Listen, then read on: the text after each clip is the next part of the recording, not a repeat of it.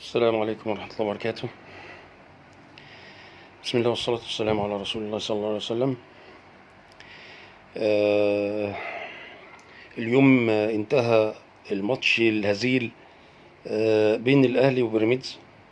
الماتش اللي الأهلي اتغلب من فريق زي بيراميدز 3-0.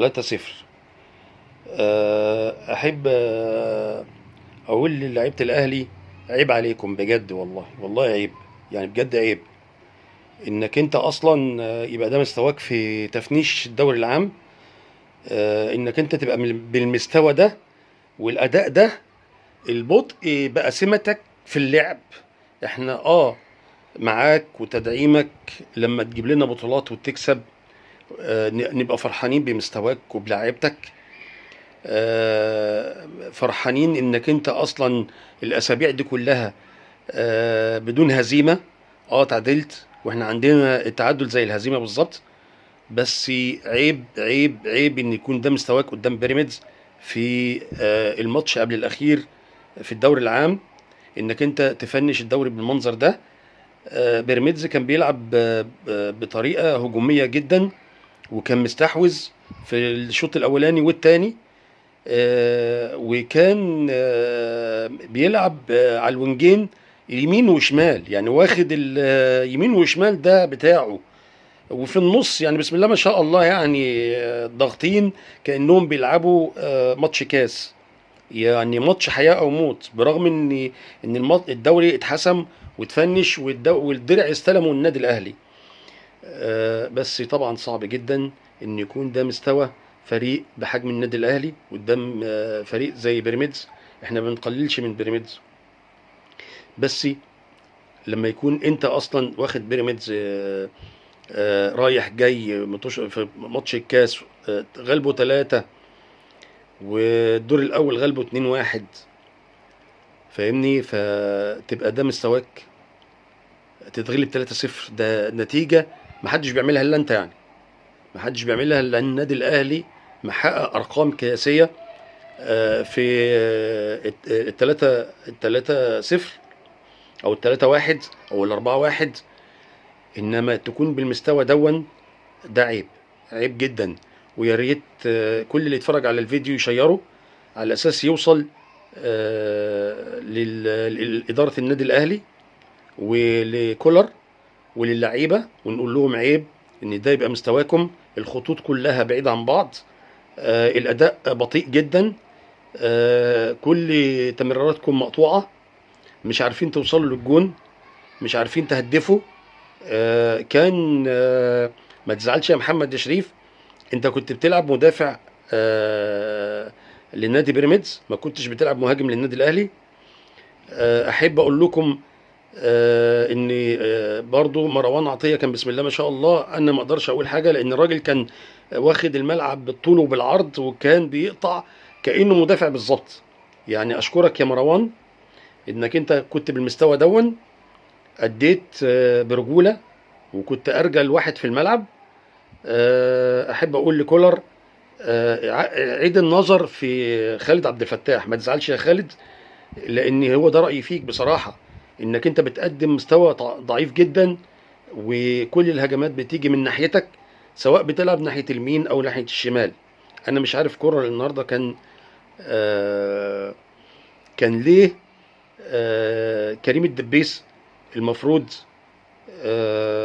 ما ياخدش مكان معلول، لان كريم برضو لسه سنه صغير، ده حاجة الخبرة بتاعته قليلة. كان معلول اصلا ما كانش يقعد. ويا ريت يعني نعيد النظر في الدفاع، لان الدفاع بصراحة دفاع تعبان جدا، ما يكونش بحجم النادي الاهلي بصراحة. يعني خالد عبد الفتاح تعبان جدا، كل الهجمات كانت من ناحيته. بيراميدز كان واخد الونجين رايح جاي يمين وشمال وفي النص، وكان بيلعب ماتش كاس. كان صعب جدا، كرة ملعوبة بالعرض يقابلها محمد عبد المنعم داخل المرمى. الماتش اللي فات بتاع حرس الحدود برضو كرة مرفوعة يقابلها خالد عبد الفتاح على فخده على يمين الشناوي. برضو يا شناوي برضو عندك اخطاء. احنا يعني مقدرين مجهودك ولعبك ومستواك، بس في كور بتبقى خطيرة جدا. ما ينفعش دي يعني تسيبها. كرة، اي كرة جاية بالعرض دي بتاعتك. يعني كرة بتاعت خالد عبد الفتاح اللي هو خدها على فخده ودخلت على يمينك، انت ما خرجتش. الكرة اللي قابلها محمد عبد المنعم برجليه علشان يطلعها دخلت في مرماك، انت برضو ما طلعتش. برضو ما قدرهاش محمد عبد المنعم، فده غلط. فأرجو من الجهاز الفني بقيادة كولر يعيد النظر في موضوع الدفاع. ما ينفعش الدفاع دون. مش معنى متولي يتصاب يبقى الدفاع بالمنظر ده. فيا ريت، احنا محتاجين الدفاع اقوى من كده، لان احنا عندنا مطوشه كاس السوبر اللي جايه، وفي مطوشه كاس داخلين فيها كاس مصر. المغلوب بيخرج، وبرضو كاس السوبر من ماتش واحد، دي بطولة في حد ذاتها. فما ينفعش يبقى مستوانا كده. بعد كده انت داخل على كاس العالم للأندية، برضو ما ينفعش مستواك يبقى بالمنظر ده، لان هتقابل فرق قوية جدا. انت البطولة اللي فاتت كاس العالم حققت المركز الرابع، فده مش مشكلة. اهم حاجة اللي جاي. احنا عايزين نشوف النادي الاهلي وفريق النادي الاهلي قصاد المصري قوي جدا، ويبقى بروفا للي جاي. يا ريت يا ريت يا ريت ارجوكم، احنا محتاجين دفاع قوي، وتكون المجموعة كلها قريبة من بعض، تكونوا قريبين، والمباصية تكون سليمة، التمريرة تكون سليمة.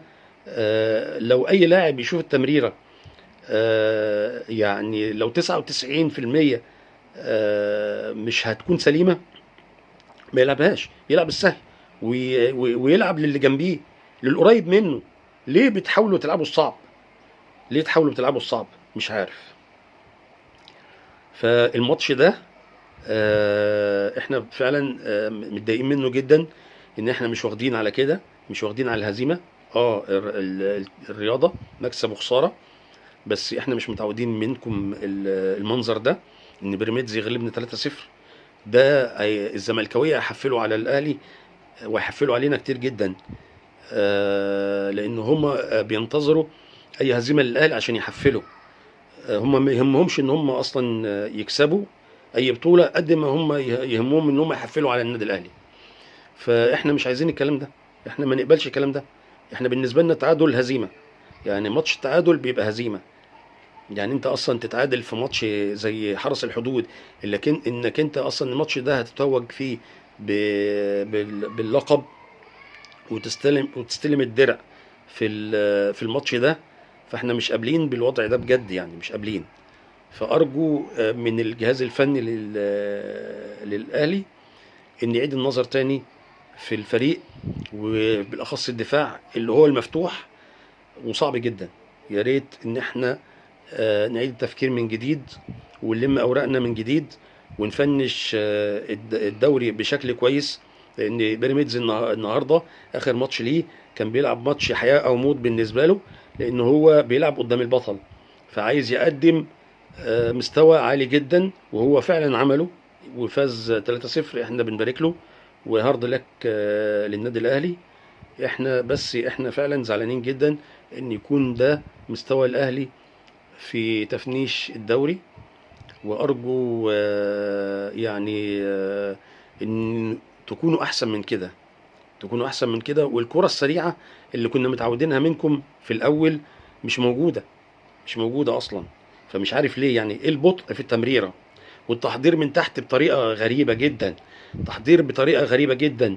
يعني استهتار ولعب تمريرة ممكن تتخطف، والتحضير ممكن البطء في التمريرة ممكن تعمل مردود عليك. فأرجو أن تكونوا أفضل من كده، وقدر الله ما شاء فعل. النهاردة ماتش وانتهى وننساه، ونشوف نبص لقدامنا، ونشوف آخر ماتش إن شاء الله في الدوري أمام المصري، ونشوف مطوشة الكاس وكاس السوبر، وان شاء الله باذن الله نجهز نفسنا كويس لكاس العالم للانديه اللي نامل ان احنا نحقق فيه مركز. وتقبلوا مني الشكر على اللي قدمتوه، واحنا مش بنقلل من مستواكم ولا المجهود اللي انتوا عملتوه، بس احنا بنزعل. احنا بنزعل ان انتوا تبقوا من المستوى ده وتتغلبوا، بنزعل. بس احنا بنشكركم وبنشكر الإدارة وبنشكر الجهاز الفني بقيادة كولر على الأداء اللي قدمتوه قبل كده، مش في الماتش ده. أنا ما أشكركمش على الماتش ده بصراحة، أشكركم على المطوشة اللي فاتت. الماتش ده ماتش وهيتنسي خلاص، بس أرجو إن شاء الله بإذن الله تقدموا مستوى أحسن من كده في اللي جاي. وجزاكم الله خير، وقدر الله ما شاء فعل، والسلام عليكم ورحمة الله وبركاته.